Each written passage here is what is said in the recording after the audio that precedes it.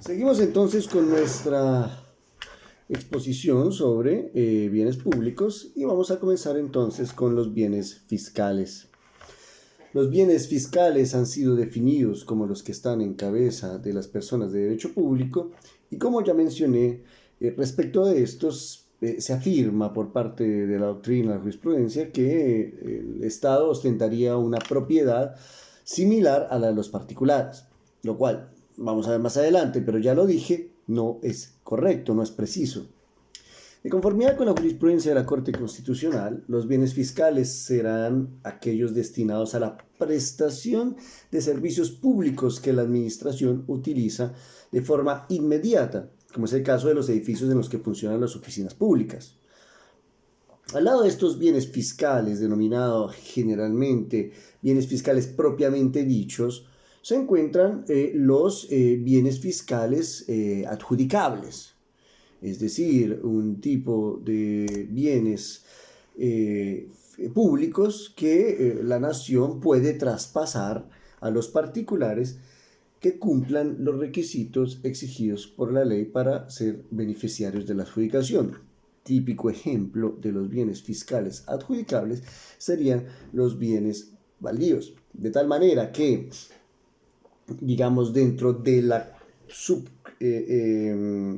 categoría bienes fiscales, desde el punto de vista clásico, tendríamos los bienes fiscales propiamente dichos, edificios públicos, vehículos, maquinarias, instalaciones en general que son necesarios para prestar diferentes servicios públicos y administrativos.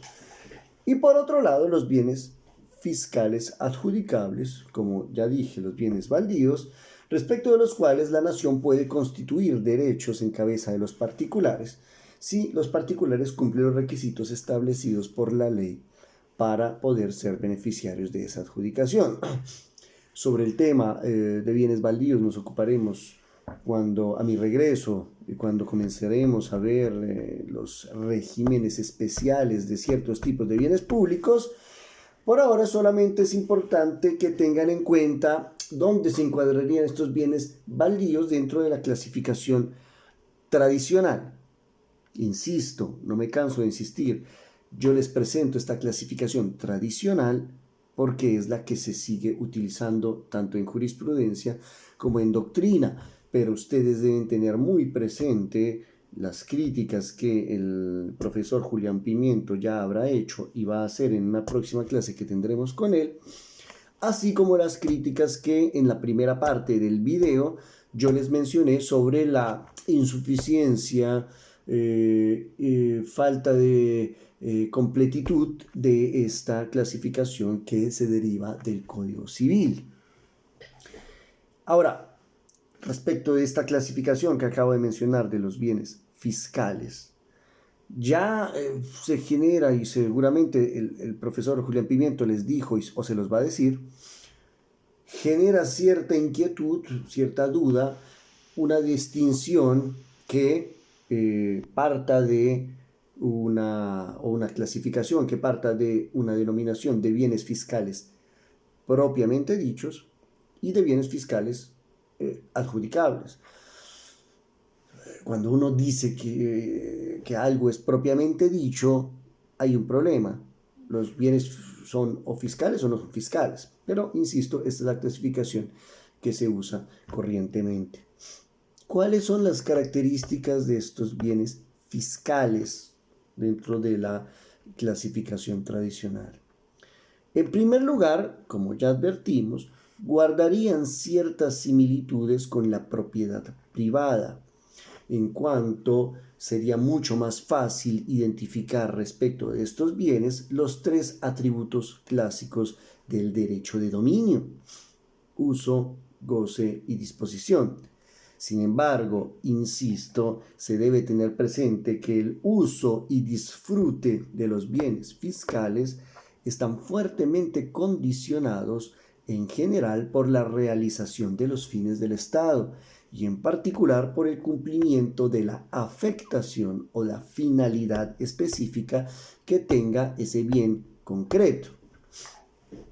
Por ejemplo, un bien fiscal, imaginemos oficinas en donde funciona el Ministerio de Educación, pues tiene, por una parte, la función de servir para la prestación del servicio, o más exactamente, para el buen funcionamiento del ministerio con las funciones que constitucional, legal y reglamentariamente le están asignadas, y seguramente ese edificio puede tener una afectación o varias afectaciones, como mencionaremos más adelante. En segundo lugar, son bienes imprescriptibles. Ya señalamos al inicio, en la primera parte del video, que la imprescriptibilidad es una característica que comparten todos los bienes públicos. Y esto, como mencionaré más adelante, esa imprescriptibilidad de los bienes fiscales en cuanto a bienes públicos se deriva del artículo 375 del Código General del Proceso en su numeral cuarto. En tercer lugar, estos bienes fiscales en principio son enajenables, si bien con límites, teniendo en cuenta que las actividades de las entidades públicas siempre están limitadas por los principios de legalidad y eficiencia.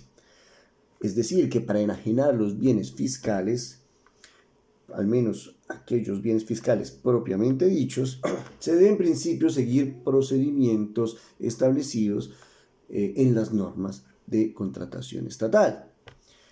Y para los bienes fiscales adjudicables, es decir, los bienes baldíos, como veremos, existe una normatividad que exige que se reúnan los requisitos y solamente se podrá enajenar, es decir, transferir la titularidad del derecho de dominio particular una vez que se haya verificado que el adjudicatario beneficiario cumple esos requisitos establecidos por la ley. En cuarto lugar, los bienes fiscales son parcialmente embargables, al menos existen algunas hipótesis de embargabilidad de ciertos bienes fiscales. Así, por ejemplo, de conformidad con el artículo 594, numeral segundo del Código General del Proceso, se dice en general que son inembargables los bienes, las rentas y recursos incorporados en el presupuesto general de la nación o de las entidades territoriales, las cuentas del Sistema General de Participación, regalías y recursos de la Seguridad Social. Pero luego, en el numeral tercero de ese mismo artículo, se indica que los bienes destinados a un servicio público no son embargables cuando éste se preste directamente por una entidad descentralizada de cualquier orden o por medio de un concesionario de estas, pero sí es embargable hasta la tercera parte de los ingresos brutos del respectivo servicio, advirtiendo que el total del embargo que se decrete no puede exceder dicho porcentaje, es decir, la tercera parte de los ingresos brutos. Por el contrario, nada se dice respecto de bienes que no estén destinados a un servicio público, por lo que uno debería entender que en ese caso se parte del presupuesto que dichos bienes son plenamente embargables. Ahora, si se dan cuenta, el numeral tercero que permite en algunos casos la embargabilidad parte del presupuesto de que si son bienes fiscales que están destinados a la prestación de un servicio público directo, no se deberían poder embargar, porque eso podría llevar eventualmente a una suspensión del servicio con una afectación de la comunidad. Imaginemos una empresa de servicios públicos que sea de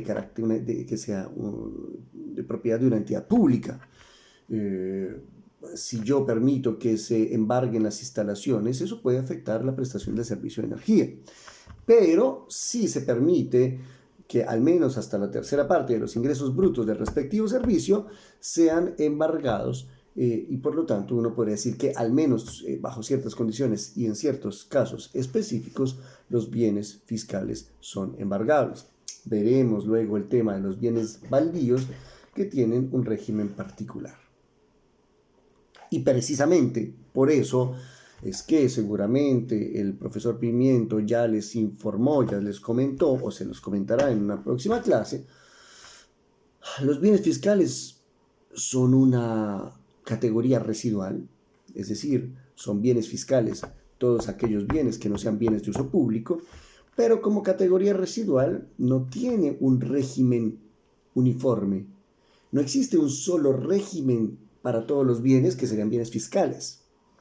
En realidad lo que vamos a encontrar es que cada vez que uno quiere mirar cuál es el régimen aplicable a un bien fiscal, tendrá que mirar toda la normatividad respecto de ese bien. Un bien fiscal puede estar afectado a patrimonio cultural, puede estar afectado a la prestación de un servicio público, puede estar afectado a la defensa nacional, puede estar afectado al medio ambiente, etcétera, etcétera. Por lo tanto, al menos eso es lo que sostiene el profesor Julián Pimiento, no existe una utilidad de la categoría bienes fiscales, porque, insisto, no existe un régimen uniforme aplicable a los bienes fiscales. Los bienes fiscales serían una categoría residual. Pasemos ahora a los bienes de uso público. Dentro de la categoría de bienes de uso público encontramos principalmente, al menos de acuerdo con lo que señala el Código Civil, los bienes territorios de la nación. Así lo establece el artículo 102 de la Constitución Política, en donde se dice que el territorio con los bienes que de él forman parte pertenecen a la nación. Ahora, el territorio está compuesto por el subsuelo, por recursos naturales no renovables, el mar territorial, terrenos de bajamar, la zona contigua, la plataforma continental, la zona económica exclusiva, el espacio aéreo, la órbita geoestacionaria, veremos que tiene un régimen especial también. Sobre esta clasificación volveremos más adelante y volverán ustedes más adelante con el profesor Julián Pimiento. Y luego habría otro tipo de bienes de uso público en sentido estricto. Se habla de bienes de uso público naturales, como los recursos naturales renovables, por ejemplo, fuentes hídricas, fauna, flora silvestre. Tenemos bienes de uso público naturales, las playas, bienes de uso público artificiales, plazas de mercado, calles. Si ustedes ven estos ejemplos de bienes de uso público en sentido estricto, son los que realmente en principio cumplen con el requisito de que su uso está disponible para todos los habitantes. Claramente se ve eso en las calles, las plazas de mercado. Claramente no es tan así, porque por ejemplo uno podría pensar, la calle por donde va Transmilenio es un bien de uso público, usted no puede usarla directamente, usted no puede caminar ya por las calles, pero usted tampoco puede tomar su automóvil y meterse por el carril de Transmilenio. Es decir, que la calle destinada, la parte de la vía destinada al Transmilenio puede ser solamente utilizada por el concesionario de Transmilenio a través de los buses autorizados para circular por allí. Entonces, nuevamente se ve que un poco hay que delimitar la forma como funcionan esos bienes de uso público. Características de los bienes de uso público. Los bienes de uso público son inalienables. Los bienes de uso público se consideran que están paralizados o suspendidos en cuanto al atributo de disposición. Además, se puede afirmar que los bienes de uso público están fuera del comercio. La próxima semana veremos, dentro de la clasificación de los bienes en general, a qué hacemos referencia con bienes que se encuentran fuera del comercio, y en particular veremos que existe una graduación, o puede existir una graduación, o se debería tener en cuenta que existe una graduación respecto de la intensidad con la cual un bien se encuentra dentro o fuera del comercio. Pero sobre esto volveremos. En principio aquí nos interesa tener en cuenta que son inalienables los bienes de uso público, es decir, el Estado no puede enajenar esos bienes. El atributo de disposición se encuentra suspendido. Se debe además tener en cuenta que esta característica, esta naturaleza inalienable de los bienes de uso público no se pierde por el hecho de que una entidad pública, por error, considere que un bien de uso público en realidad es un bien fiscal.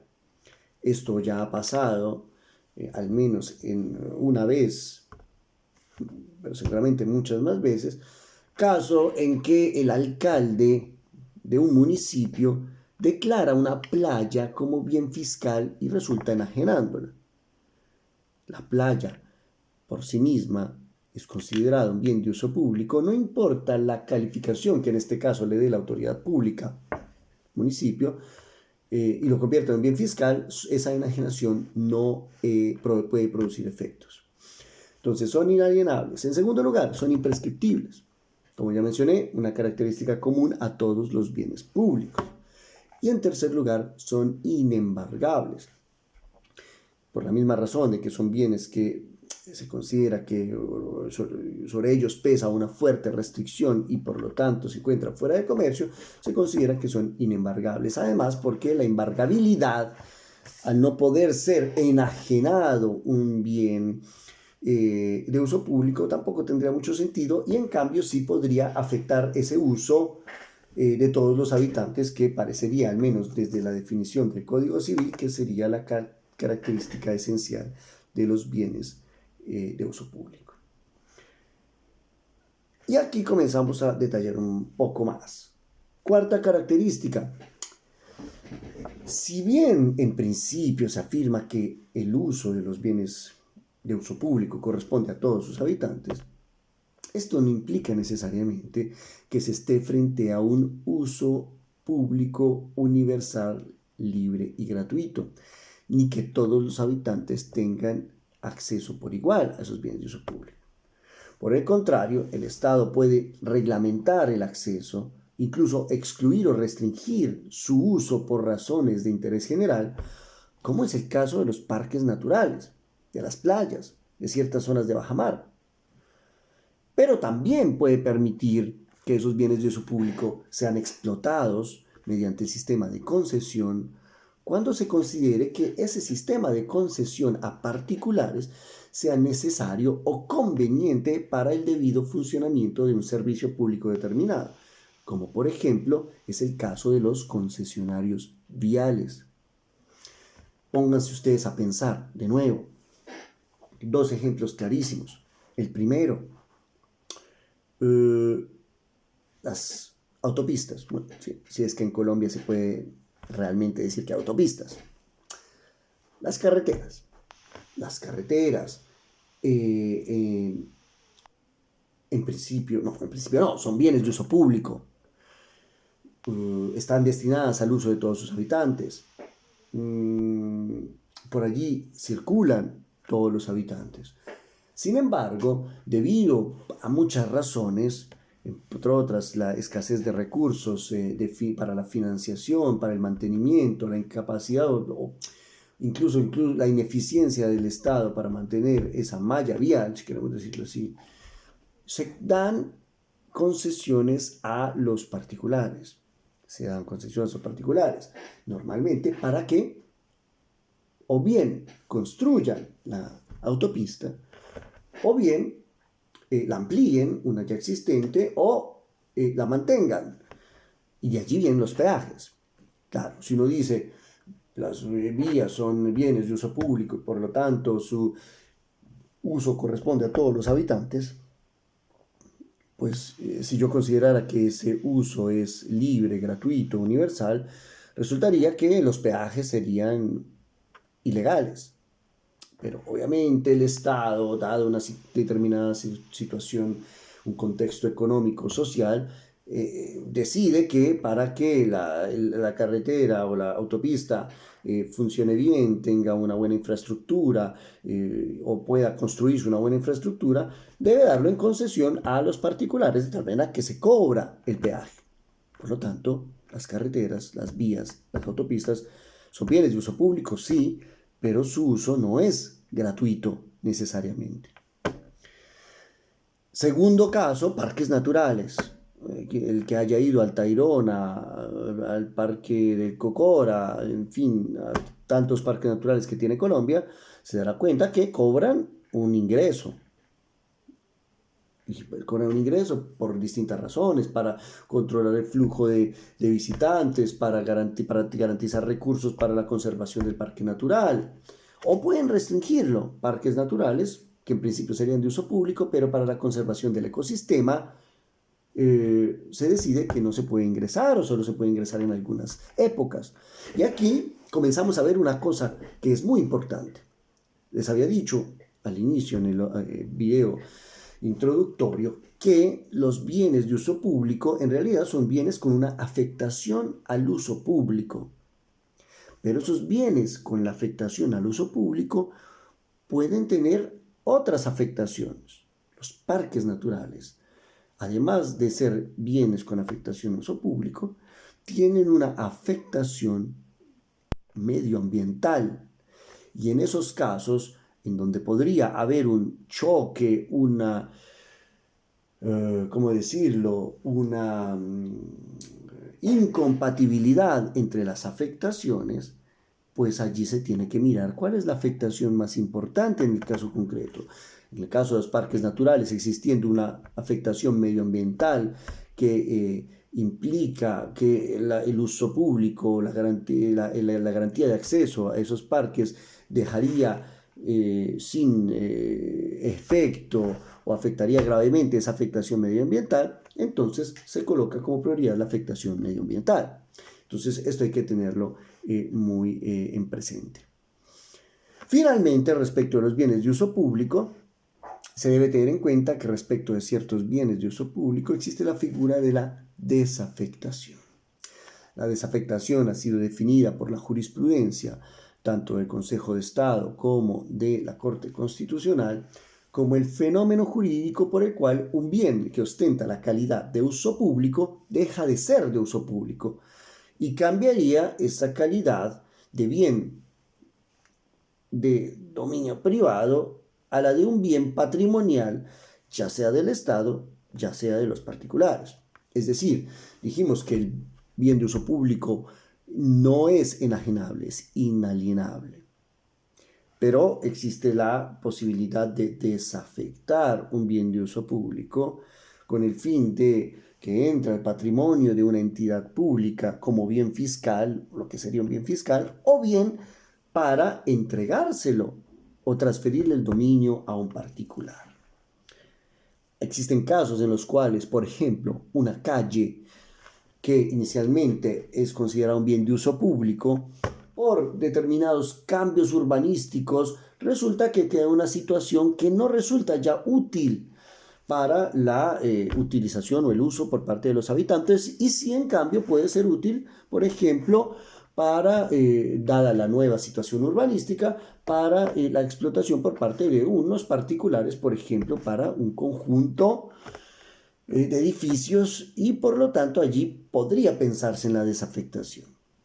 Evidentemente existen algunos bienes de uso público que no pueden desafectarse. Por ejemplo, muchos de los bienes de uso público naturales, playas, recursos renovables, no se pueden desafectar. Una playa se puede dar en concesión.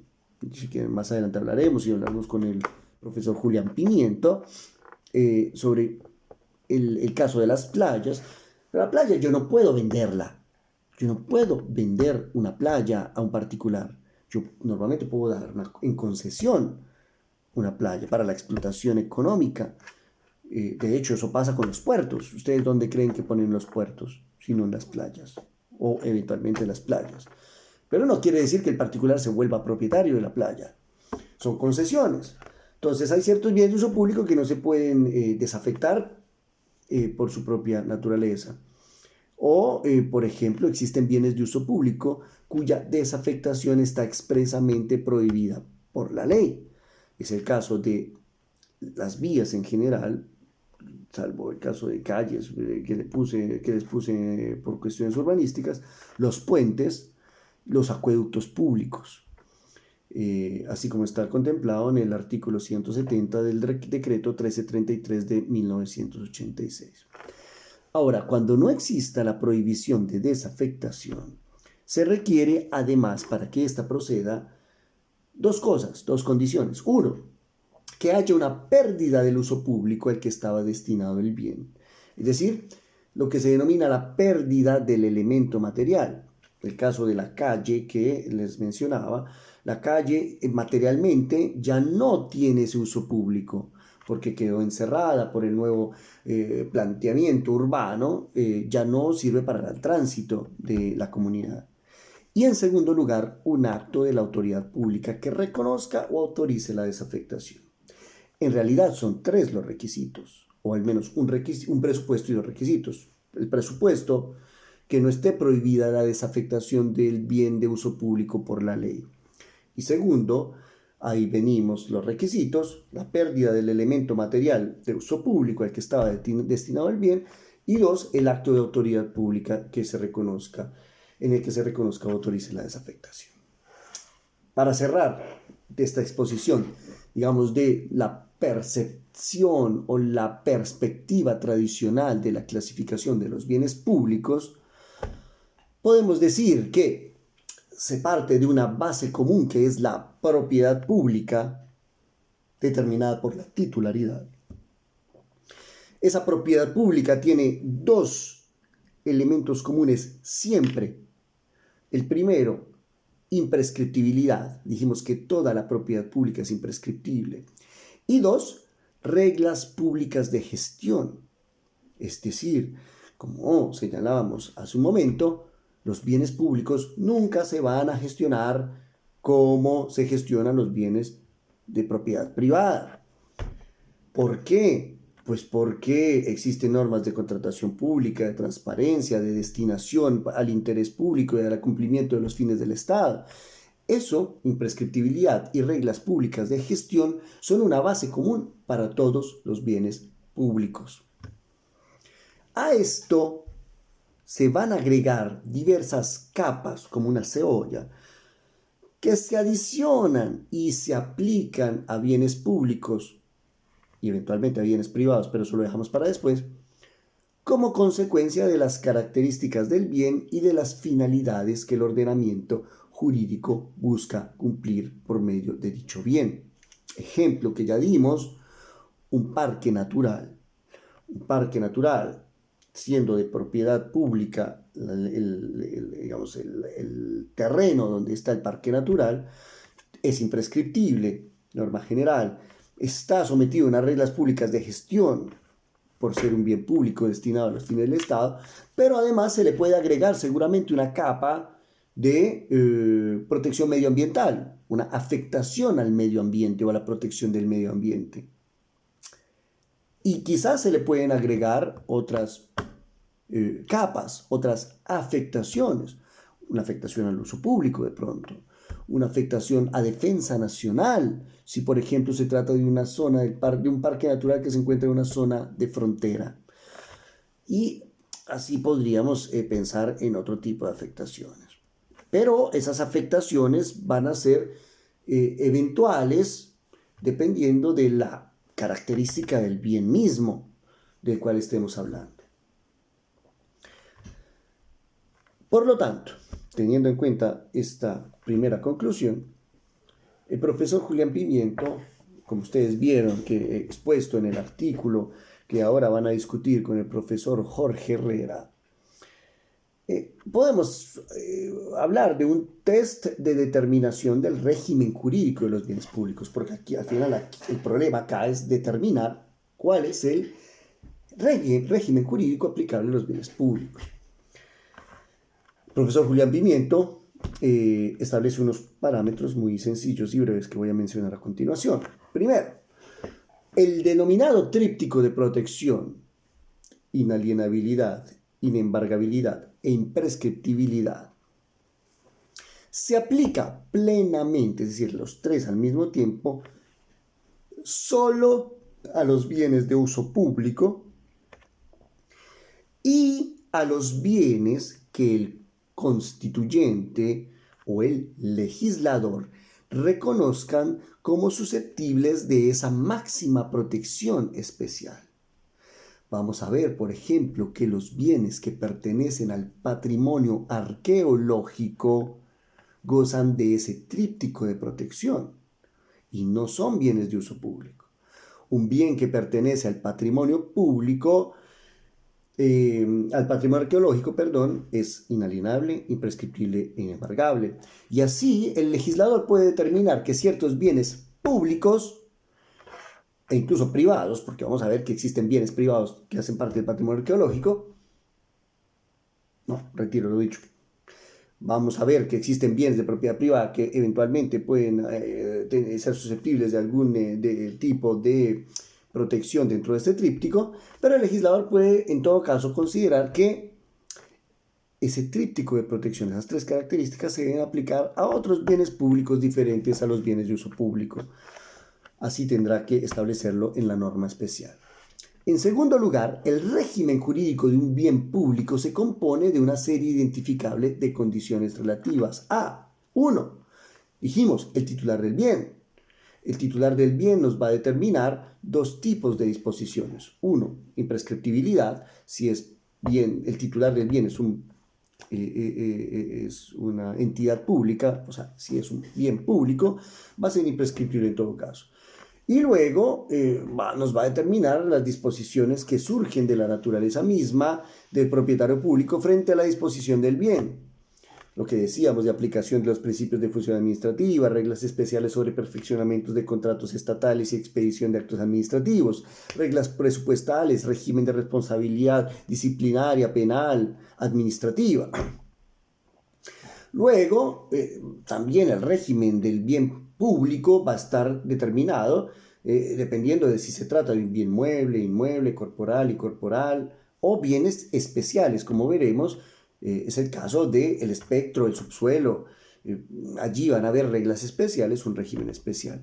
Y finalmente, el régimen jurídico del bien público va a estar determinado por las afectaciones que recarga sobre el bien. Y aquí cito al profesor Julián Pimiento cuando afirma que sobre cada bien público-privado se han instaurado diferentes tipos de afectaciones. Un edificio público puede estar destinado a un servicio público, pero además puede tener un interés sectorial particular, defensa nacional, ambiental, y además, por ejemplo, hacer parte del espacio público. Todo eso se va a tener que mirar para determinar el régimen jurídico del bien público.